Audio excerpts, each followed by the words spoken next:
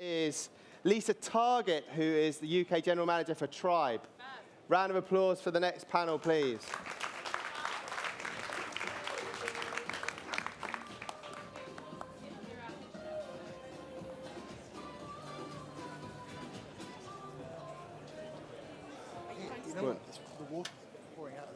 Okay, so thank you guys for having me. I've just rushed over from presenting on the future stage, and I've got Megan, a Mike, and a Melissa. So hopefully we do well with that. Pray for me that we get the names right the whole way through.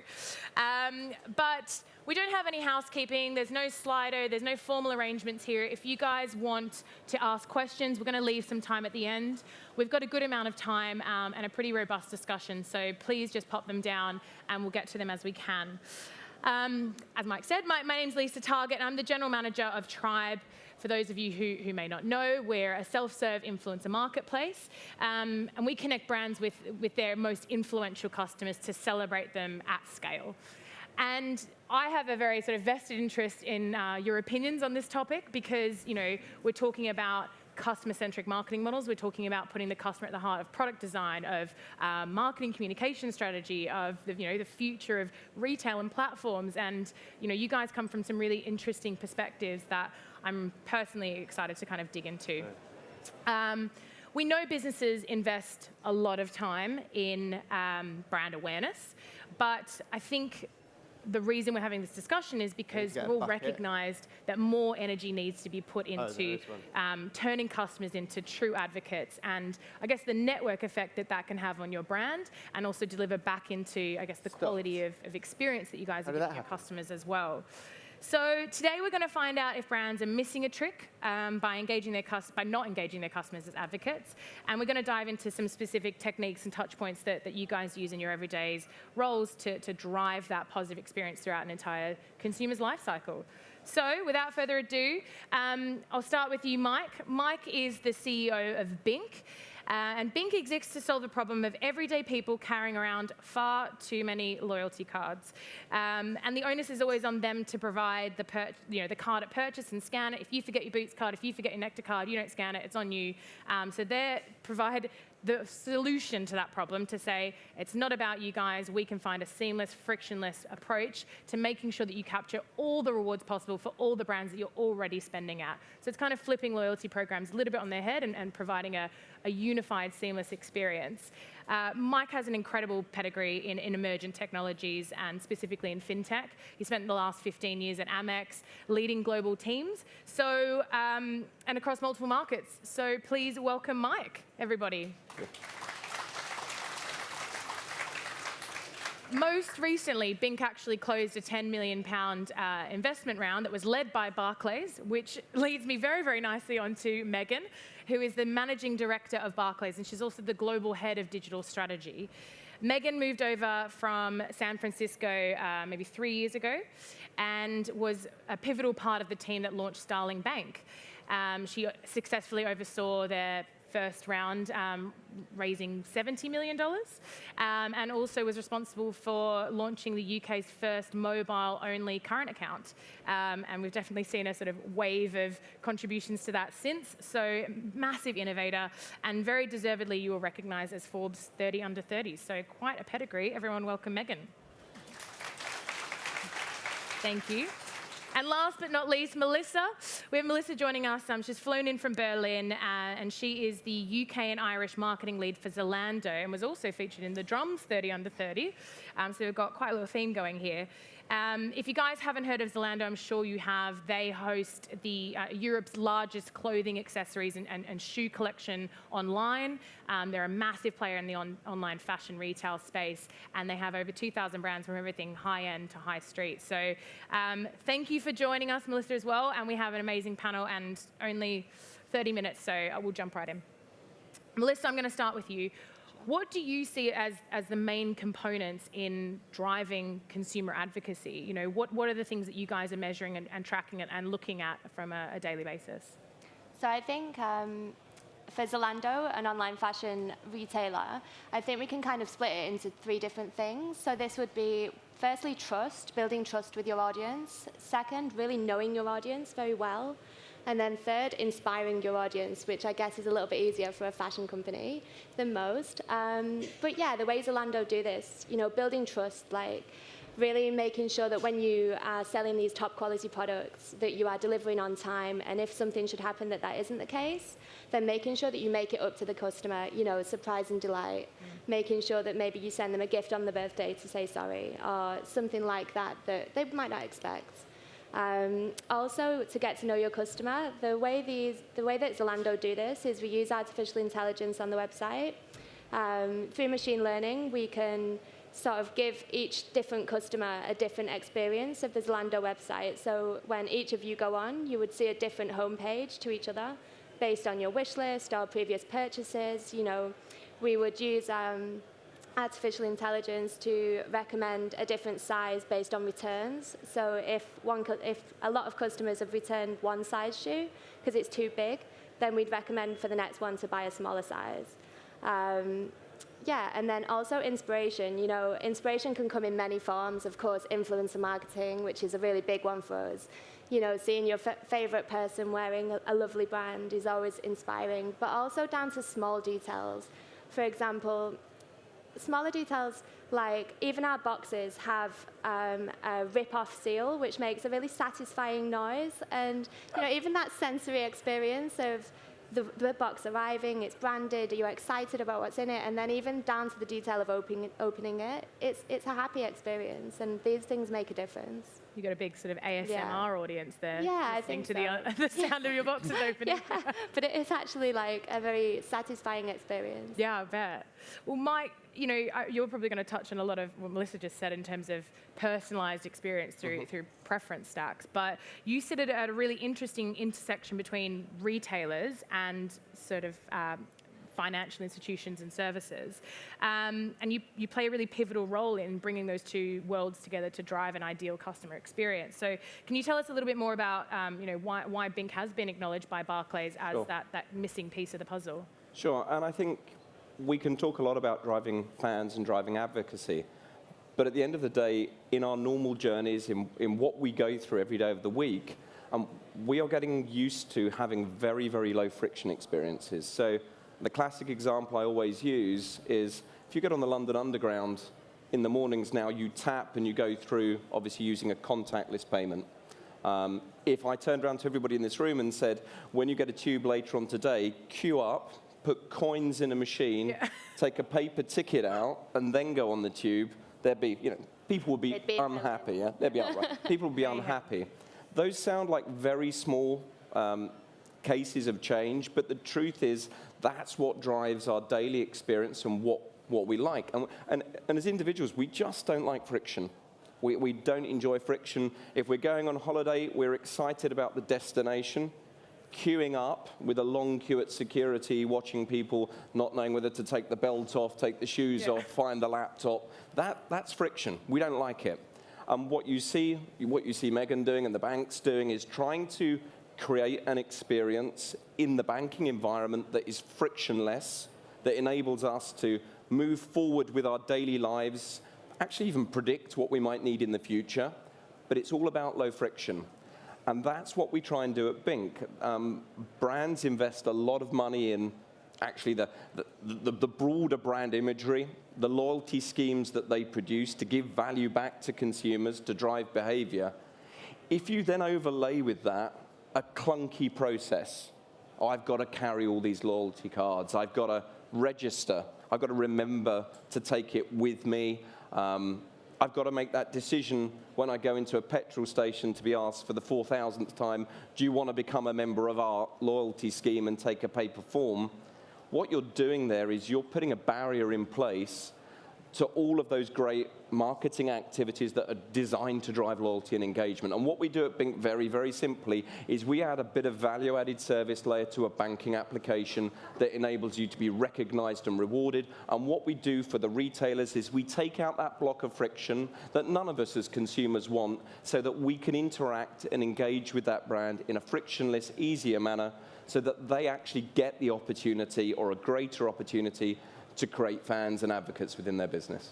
Yeah, and I think there's more onus on brands, and especially emerging brands, to truly answer a pain point. It's almost like if you're not answering a consumer pain point, you've really got to do a lot of work to justify your place in the ecosystem, because we are bombarded with brands and advertising. And I don't use Bink, and I'm not a Barclays customer, but as soon as I heard about Bink and I started to understand the technology of you guys reading even at the transaction level, hey, you're spending with Boots, they've got a loyalty program, one tap and you can get some rewards back.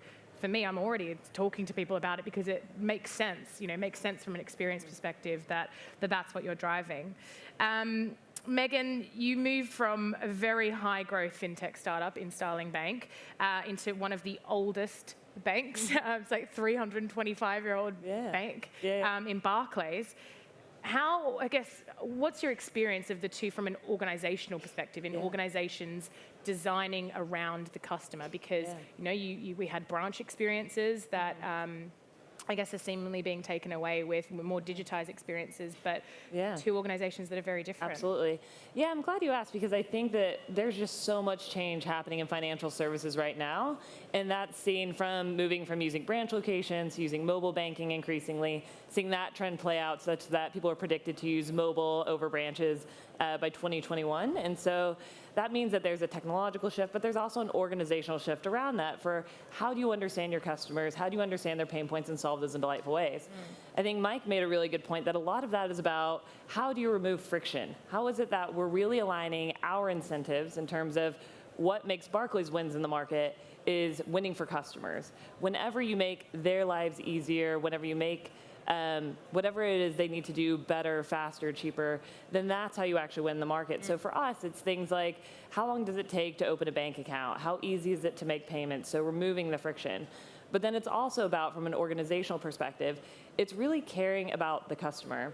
So in financial services, uniquely, it's this place where people, if they're using your app more, if they're spending more time opening a mortgage, making a payment, having to stay on top of their finances, you're probably doing it wrong. So actually what you're trying to do is to reduce the kind of reliance or the time it takes to do whatever process they need to do. And so part of that is around helping them make better financial decisions. So wherever it is that we can partner or integrate in order to make things seamless and fast for customers is a win for us.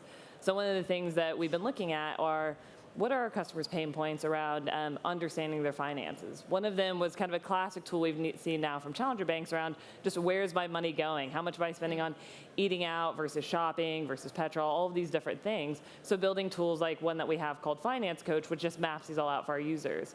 So it's now saying that for us, we need to really invest in building tools that help customers make better financial decisions, rather than previously it was all around what products do we have that customers need that you can earn revenue on? Now, this tool doesn't necessarily, it's not a financial driver, but for us, it's helping our customers make better decisions. And the more that we can actually be aligned with our customers and invest in building tools that actually make their financial lives easier, the more that it's a win-win ecosystem. So really trying to organize ourselves around that, both from a technology perspective as well as a decision-making perspective in the bank as well. Yeah, and I think, Mike, you touched on this as well.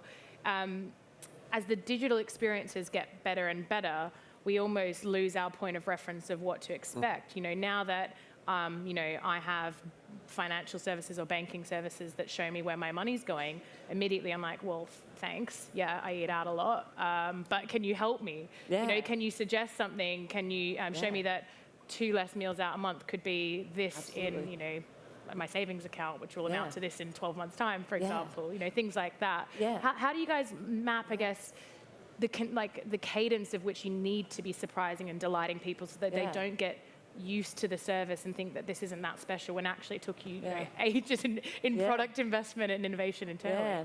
Well, I think the reality is that on a day-to-day basis, everyone just makes so many different decisions, and we almost get this decision fatigue and this paradox of choice. So then when we're overwhelmed by more decisions that we have to make, the worse our decision-making actually is. And so there's this sort of imperative within financial services, which is also just how do you help people make sense of the decisions that they have in front of them? Yeah. And uniquely as a bank, with the amount of data that we have, how can we play that back to the customers, give them insights to show them, what might be the best decision for them? Or with something like Bink, that's all about automating things. So you might have 20 different loyalty cards, but then rather than having to find them and keep them, it's just something that happens automatically, right? Yeah. So you're automatically accruing loyalty, getting cash back.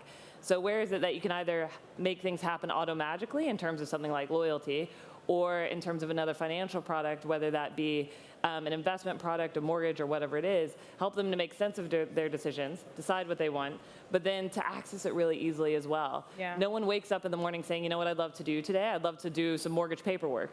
It's not, like, I want a new house, and I want to be able to access that, you know? And so for us, it's about having that data and insight to understand where our customers are in their journeys, being able to help them find that product, but then to be able to help them access it really easily, take that kind of pain and friction out of it. Yeah. And those are kind of like those wow moments where you expect something to be painful and time consuming, and then it's just magically easy, and that's delightful, and you're like, oh, it's so relieving, and that's like one of the goal things that we strive for. Yeah. So Mike, can you maybe speak to how you measure the success of that surprise and delight, know that you are getting it, and how you build for it?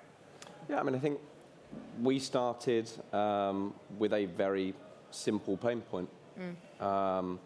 For us, it's centered around almost kind of first principles design thinking, which is we can see a fundamental disconnect between the frictionless environment we have in payments and at the same time the high friction approach in when you're actually shopping. I mean, for us, the engagement is, as we launch inside the mobile banking base of Barclays, I mean, they have around about 8 million people that access their mobile banking environment on a daily basis. How many of those people then will be able to see it directly, click on the button that's on that transaction line and say, yeah, I want to join my Barclays payment product to that Boots Advantage scheme. So we'll have a very quick feedback mechanism around it.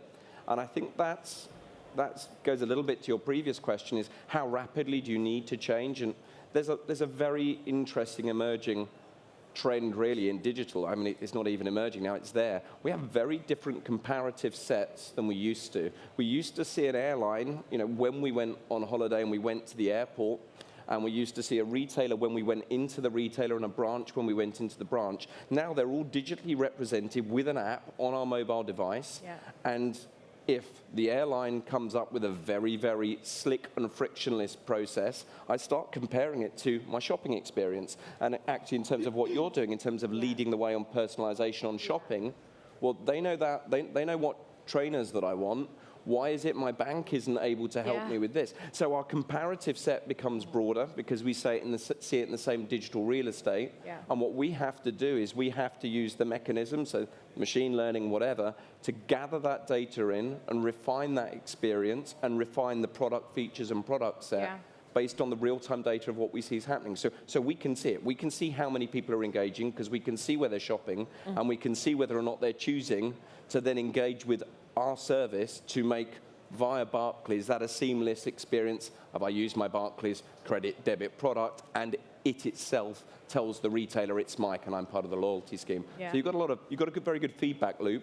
You just need to make sure organizationally your decision-making mechanisms can use it. That's easier in an organization like Bink, we're like 60 people. It's harder when you have to re-engineer the organizational design of a big incumbent.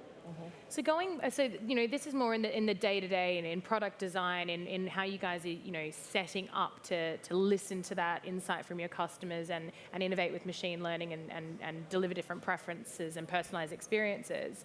But Melissa, in terms of building brand, you spoke about the win-win before, Megan. What about new areas? About what customers want from a sustainability perspective and how you can map, I guess, consumer values with the values of your brand as well, whilst also providing a seamless experience. How have you guys tackled that? I think that links into sort of consumer expectation. If there's a new topic that people are passionate about, they expect the brands that they love to also be passionate about that. Yeah. So for example, sustainability is a topic. At Zalando, we've made it a company like OKR to address this before 2020. So already we've got 15,000 items that fall into our sustainability category. Already 240 of the almost 2,000 brands are working towards this. And fall into that category, and that's from really high street to high end. So we've got brands like Mother of Pearl, Philippa K, And then also like trainer brands like Veja and Patagonia, outdoor brands. So there's really like a massive selection to cater to all of our customers. So, you know, really being on board with that and running like campaigns with brands and making people aware, because I think often people want to have things easy. You know, people still want to shop, but they also want to make sure that they're buying from reputable brands and brands that they can trust, and it links into the first point of trust again. You know, building this trust and making sure people can rely on you as a brand. I think it's, what people expect. You know, the same in banking. If they can trust you, that they can check into the train, you know, check in anywhere, get the best discounts, that's what people are learning to expect. So building trust, building convenience, removing friction. I guess you've almost removed friction in that way of I think so. It's not a trade-off. Well, they want it frictionless. They still want to buy fashion, but they want to feel good about it now. It's important. So I would say, Megan, what are the specific touch points outside of your technology that you're also using to measure advocacy? Is there anything that you guys are doing at the brand level in your competitive set to measure that? Absolutely. Well, I think Melissa's making a really good point around trust. There's a good talk by a guy named Simon Sinek, and he talks about people don't buy what you do, they buy why you do it. And I think for consumers, whenever you build that trust, that they know that you're aligned to really understanding their problems, wanting to solve those really well, to empower them, to really be best in class for them, then that goes a long way. But that's actually quite difficult to measure. So there's some hard metrics that you can easily track and look at versus some softer side that's actually a bit more powerful. On the very tactical things we can do, you can of course measure NPS score. When you look at apps, the highest driver of adoption is always word of mouth recommendations. NPS score is just a simple scale of 1 to 10. How likely are you to recommend this product to a friend? Unless it's 8 or above, then you're not doing it right. And so there are very specific things that you can look at in terms of, how many users do you have? How much are you growing? What is their NPS score? You can do certain customer research and surveys to understand a bit deeper into that, into what's going well and what's not. But at the end of the day, it actually has to be a cultural shift. And for somewhere in a small company like Starling Bank, you're so young and you're starting out that actually staying close to your customers, particularly when in the very first weeks of launch, is pretty easy because you're still growing them. But whenever you're a 320-something-year-old bank that has millions and millions of customers, that becomes a different challenge. But at the same time, you still have to use the same methods. You have to talk to customers. We've been investing in bringing customers in, having conversations with them, but also engaging through social media, looking at Twitter, what are they saying, good and bad? But then there's this layer of understanding what are the tools that they need to use to live their lives.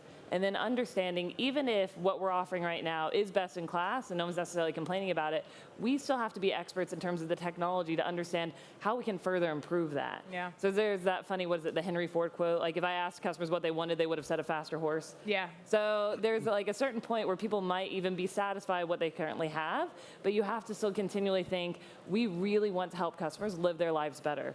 We know that finances are emotional. They can be really anxiety-inducing. They're one of the highest drivers of divorce. It is a huge imperative for us to get this right. So let's think of not only the things that we know need improvement, but take that a step further to constantly be evaluating how technology is really changing what we can deliver to market and continually push ourselves to really kind of be at the forefront and the edge of improving things and using the latest in tech to do that. So we talk about that's a mixture of kind of the human and tech, the arts and sciences of it all. How are you guys navigating that? At Bink, you've obviously got incredibly sophisticated technology, but how are you kind of keeping in touch, especially when you're partnering with Barclays, with how their customers are receiving your element of your service so that as a separate entity, Bink can keep kind of moving towards new horizons? And I think part of the answer is in the question, we don't supply a pure technology to Barclays. What we have underneath it is we have a sophisticated platform that has the ability to integrate into multiple data sources. That's not super exciting in and of itself. What's exciting is the journeys we deliver off the back of it. And when you say we partner with Barclays, that's what we do. So we work directly with the teams at Barclays that think about the future customer experience, that are very thoughtful in the design of their mobile environment, that are very thoughtful in terms of understanding not just what customers expect today, but what is the breakthrough thinking that would surprise and delight them tomorrow. So that we have to have a very close partnership with Barclays or any banking partner, because we're accessing and bringing a product to their customers, 8 million of their customers. They have a huge amount of insight in terms of what people expect. They have certain app environments. They have one called Launchpad, which you can download the Launchpad. That's where they test, and they get live feedback of what customers think of those particular product sets, and we iterate. Yeah. We iterate with Barclays on that. We are not in full launch with Barclays yet, but we're in Launchpad, and we're learning with them. We're testing different journeys, because at the end of the day, we have a pure set of capability that is able to spot payments, associate them to an ID, and associate that ID to retailer loyalty schemes. The magic of it comes in delivering that in an experience which is highly engaging, which is in the right place at the right time in the mobile environment and offering, and that's where you go from having quite frankly, what looks like just a pure capability to something that's engaging and drives advocacy. My example of something that doesn't work like that, if anybody's checked in for a flight and because of a member status or whatever, they put a priority tag on your luggage, there's a promise there that your luggage comes out quicker. Yeah. Does your luggage come out quicker? Of course it doesn't. So, but that's all to do with the implementation and execution of a theory of execution, and we have to do that in partnership with people like Barclays. They know their customers, and we know jointly that we can bring something to that mutual customer set that they will like, but we have to do it in a thoughtful way, and we have to learn and take feedback through the process.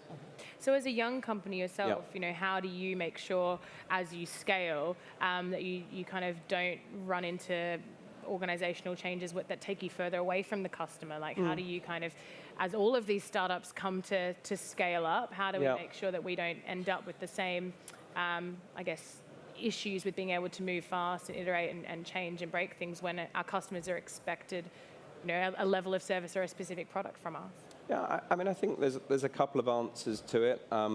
At Bink, we have a number of people in the organization, not least myself, that have worked for very scaled corporates. And there is something, let's be very clear when we talk about, I previously worked at American Express, that's been around for about 170 years, Barclays has been around longer. They have legacy. And it's interesting because that word legacy is used in two different ways. A legacy is it has a history, it's survived financial turmoil, it's always been there for its customers. And then we have other people using the word legacy to talk about legacy technology systems. Yeah. And that then sounds bad, yeah? What's nice being in charge or being lucky enough to be in charge of an organization that's young is we are able to use very dynamic technology and cutting edge technology. We're able to organize ourselves, our decision making, and our underlying technology in a way that makes us able to respond quickly.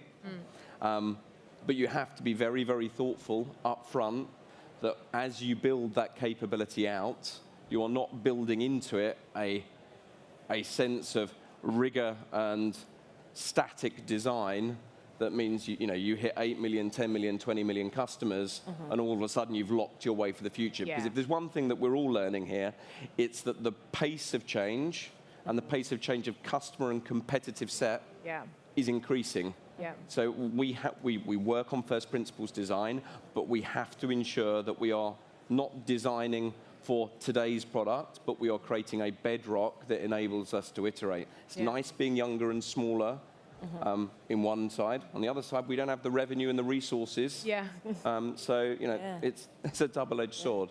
But I think you design for it. Yeah, and I think we're just going to go through more and more mergers and acquisitions as well, and how do you bring those technology sets together and those customer experiences together, and all of this does need to be thought of as well.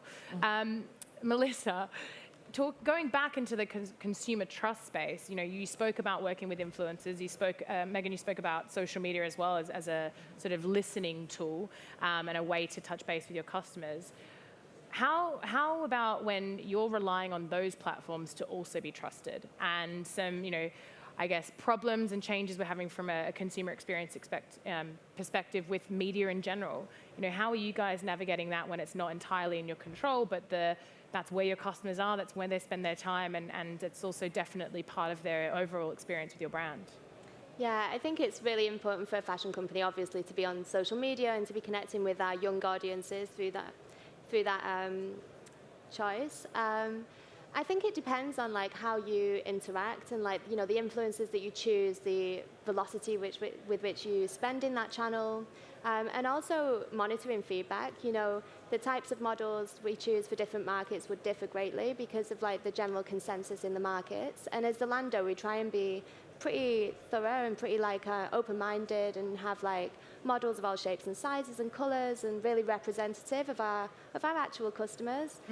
So that's also something to take into account in different markets. I mean, in the UK, I'd say it's pretty open-minded, and which is great. And it is a really important channel for us. But I also think it's definitely important to reach customers through other channels as well. Yeah. You know, not just rely on one, because they all impact each other. You know, even paid search raises awareness when it's above the line. So, yeah. I think. How do you see that, Megan, in terms of, you know, the platforms in general and consumer trust in general? Yeah, well, I was just going to build on that. I think they both made two good points around having a multitude of channels that you reach customers and build trust through, but also the challenges that you face as you scale from being a young startup, to Mike says, into this really large company that has legacy, which is both good but comes with challenges. And with that, there's really two sides to it. You have tech and the speed that you need to have there, because to Mike's point, with the pace of change in technology, you have to be able to move at speed. But something else that's even more important as you get larger and larger, and in a financial space that's heavily regulated, you also have certain processes that go around making the decisions to even build something. And so you have to increasingly adapt and evolve your culture to enable that type of speed to market as well, in order to, one, identify the customer pain points, to develop hypotheses, to develop solutions, but then also, how do you make decisions? And so in a large culture, what can often happen is you end up making decisions via persuasion and via PowerPoint. But what's really important is that with what we have in tech now is we increasingly orient ourselves to making decisions via data, through experiments, through using lean methodology. How do we rapidly test a broad set of hypotheses and narrow in? How do we really get that real-time tangible customer feedback? And so it's a really interesting challenge because it kind of ties in both of these things. You have to be able to move at pace, you have to be able to build quickly, but you also need to create the organizational kind of framework that will enable you to make those decision quickly to support all of the kind of insights that you want to be able to bring to market. And so I think from my perspective, it's almost, it of course becomes a bigger and bigger challenge, but you have so much more impact at scale that also becomes increasingly rewarding as well. Yeah.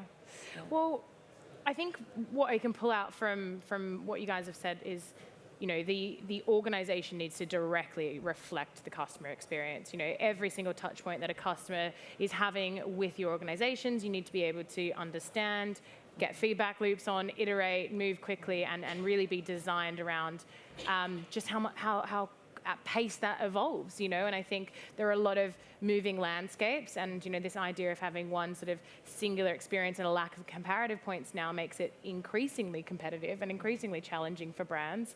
But what seems to be the case in terms of turning customers into fans is, you know, always surprising and delighting, always making sure that you're innovating ahead of what you think they want, and using, not just providing them an experience that is more than satisfactory, but also kind of takes them into a level that they didn't know they needed, and provides them something, you know, unique as well to drive that advocacy at scale. So we have some time for questions as well, and we have a massive room, so I would hope that there are plenty for the panel that we have.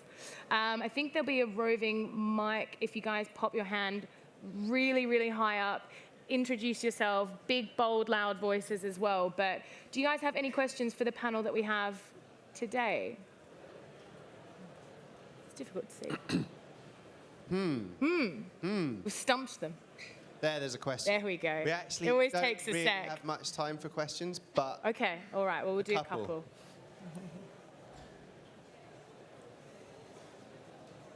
Hi, I'm Peter from Join the Dots Research.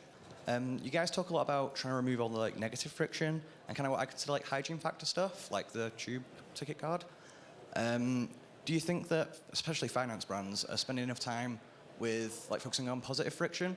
To use your like faster horses quote, people don't want to spend much time with banks at the moment, but is that because they've not been doing it in the right way? Like, should they be focusing on getting to spend more time with you in the right way?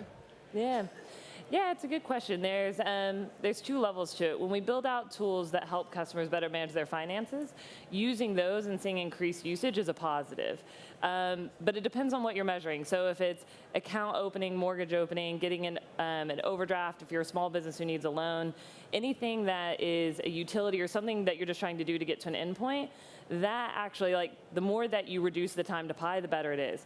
That being said, there's a level of kind of like a happy medium. Sometimes if you just look, how long does it take you to sign up, but you take out too much from that process that people expect to have to give you, then that can actually oddly reduce confidence. And then you see people drop out of the conversion funnel just as fast. So you do have to do a bit of research to say, how can we optimize this to make this as quick and as easy for customers, but have the right amount of friction that makes them feel good about the process and develops that trust. With certain things around insights, making better decisions, anything that is around learning or engagement, those things we actually do want to see increased usage of. But still, at the end of the day, it just depends on what feature is it. Is it helping them, or is it a utility? Is it a ways, like an ends to a mean, or what is it? So it's difficult to make a blanket statement across all of our different products. So we measure it differently depending on what it is in the bank. Yeah. We might have one more quick question, and then we'll wrap up. Okay. Fab. Anyone burning? We did have some. One at the back. Fab. Hi, I'm Maddie from Chattermill. I was just wondering, Megan and Mike, you kind of just touched on the importance of kind of understanding what your customers are thinking and feeling, and actually generating kind of actionable insights from that. But I'd be quite curious if you guys have any challenges at the moment in doing that. Thanks. Yeah, I mean, well, do you want to go first? Yeah. I think, there's always challenges in doing that. So on the one side, being a large bank, we do have a lot of data. How is it that we can use that to better understand our customers and where they are in the journey to play those insights back to them? But then also being that we're such a large bank with so many different products, you of course have to have increased awareness of what a certain insight is that resonates for one product might be very different for a different customer and a different product. Even within one product range, you're going to have a spectrum of people who are early adopters, and how, like, if you solve just for this new customer type, it might actually displease people who are used to doing things in a certain way. Sometimes people aren't a big fan of change, so when you change things and it solves for a new customer, your old customers might not actually like it. So of course there's this balance and tension that you have to kind of healthily carry of saying, we want to increasingly innovate, listen to customers, use technology to do things differently and better, but we have to bring our existing customers along that journey while meeting new customers at the same time. And those are some unique challenges that you just get as a large bank at scale. But yeah, I mean, and I think from our perspective, from a regulatory perspective, you've got to be very clear about what you're doing. I mean, it's a complex environment on the data side and what you're doing. From a human perspective and like first principles design, you've got to really think through also what's happening there. Classic example is you go online and you research buying a new lawnmower, and then you go and buy one, and then for the next 3 months, somebody's trying to sell you a lawnmower on every single digital site you look at. I mean, that's data that they've gathered about you, but actually as a consumer experience, the challenge is what data can you collect? How can you sort it, make actionable insights out of it that actually resonate properly with the consumer in their everyday experience? Otherwise, it just becomes ugly friction again, or it becomes the wrong thing. Fab. Yep. All right, well, if everyone can help me thank the panelists. I hope you found that really informative. I know I did. Thank you very much. Thank you.